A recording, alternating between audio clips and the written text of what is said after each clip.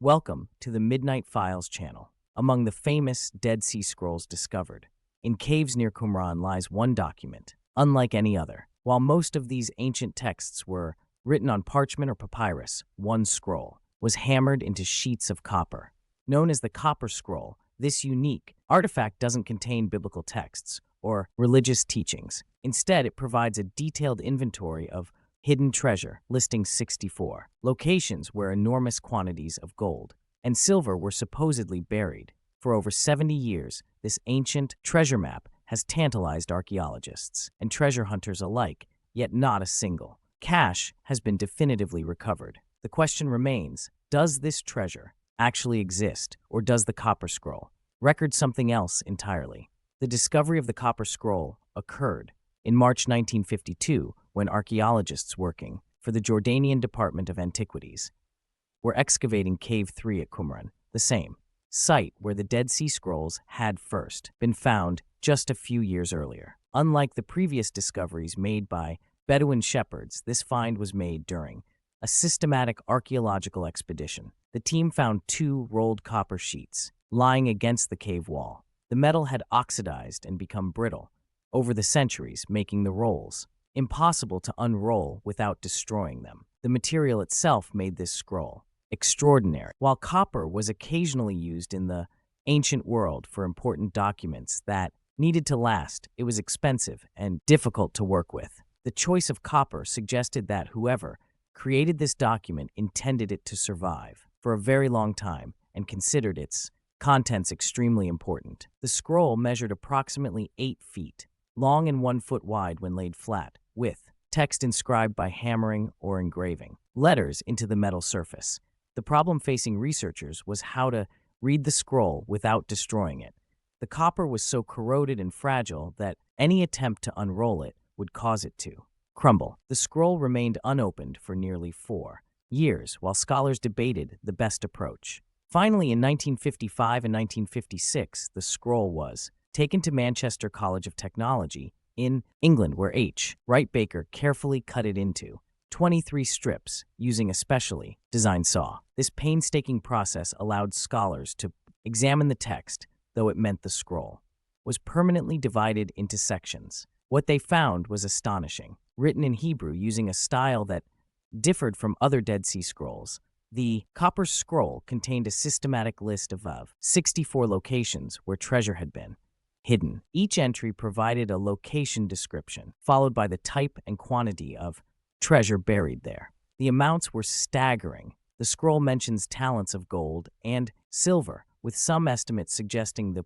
total treasure could weigh anywhere from several tons to over 100 tons, depending on how one interprets the measurements and whether the talents mentioned are standard weights. The text reads like a precise inventory. A typical entry might describe a location, such as in the cistern of the courtyard or under the eastern corner, followed by specific quantities of precious metals or valuable items. Some entries also mention additional scrolls or documents buried alongside the treasure.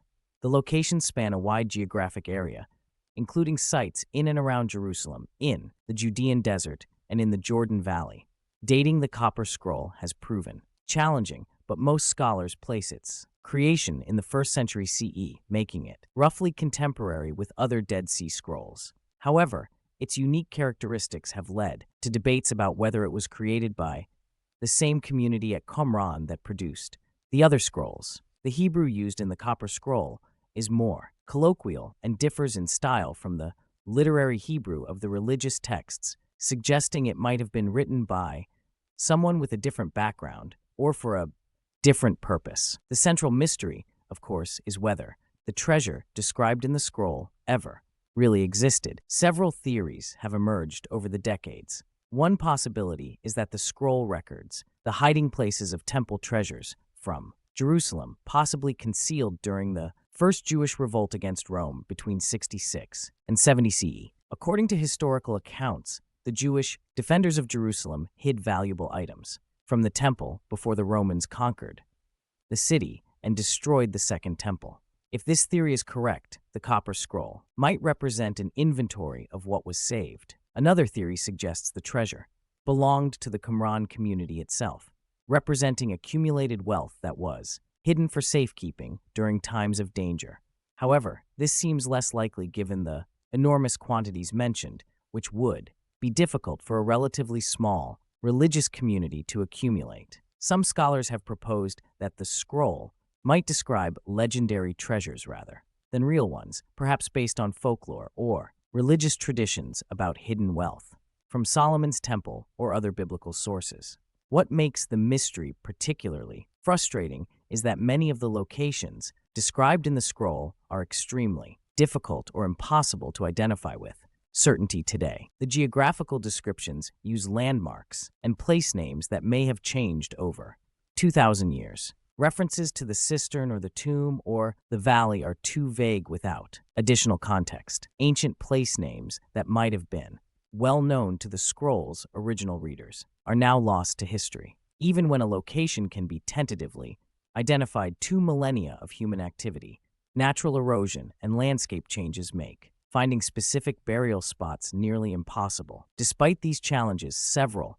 expeditions have attempted to locate the treasure. One of the most notable was conducted by John Marco Allegro, a scholar who was part of the team that initially studied the Dead Sea Scrolls. Between 1959 and 1960, Allegro led an expedition to various sites in Jordan, conducting excavations at locations he believed matched descriptions in the copper scroll. His efforts were documented and even filmed, generating significant public interest. However, Allegro's expedition found nothing that could be definitively connected to the scroll's treasure list. The lack of any recovered treasure has led some scholars to conclude that if the treasure ever existed, it was likely recovered in ancient times, perhaps by those who hid it originally or by later treasure hunters. Others suggest that the locations might have been deliberately obscured or encoded to prevent unauthorized recovery. Still others maintain that the treasure was purely legendary or symbolic rather than literal. The Copper Scroll raises interesting questions about its intended audience and purpose. If the treasure was real and meant to be recovered, why record its locations in such a permanent but ultimately cryptic form? Who was supposed to read this inventory and retrieve the treasure? The fact that it was found in Cave 3 at Qumran suggests it was hidden there, but we don't know by whom or exactly when. Was it placed there for safekeeping with the intention of future recovery, or was it being concealed permanently? Some researchers have noted that certain details in the scroll seem oddly specific, while others are frustratingly vague. This inconsistency has fueled speculation about whether different parts of the scroll might have different origins or purposes. A few scholars have even suggested that the scroll might contain coded information that requires special knowledge to interpret correctly, though this remains highly speculative. The physical creation of the Copper Scroll also raises questions. Producing such a document would have required significant resources and skill. Someone had to obtain the copper sheets, inscribe the lengthy text by hammering letters into the metal, and then transport the heavy scroll to its hiding place in the cave.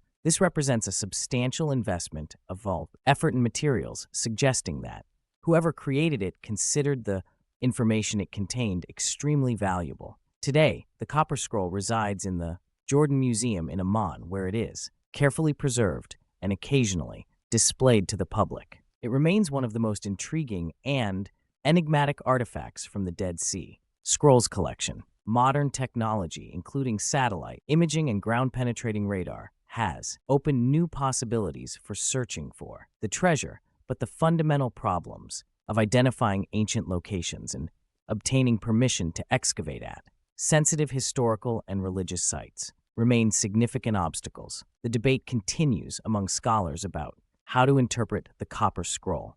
Is it a genuine historical document recording real treasure that was hidden during a time of crisis? Is it based on legends and traditions that had accumulated over generations? Or might it serve some other purpose that we haven't yet understood? Without finding even one of the treasure caches it describes, we cannot answer these questions with certainty. What makes the Copper Scroll particularly fascinating is how it differs from everything else found at Qumran. While other Dead Sea Scrolls contain religious texts, biblical manuscripts, and community rules, this single copper document deals with material wealth. Its very existence challenges our assumptions about the Qumran community and raises questions about who they were and what they valued. Whether the treasure is real or legendary, the copper scroll represents a unique window into the concerns and preoccupations of people living in Judea during one of the most turbulent periods in ancient history.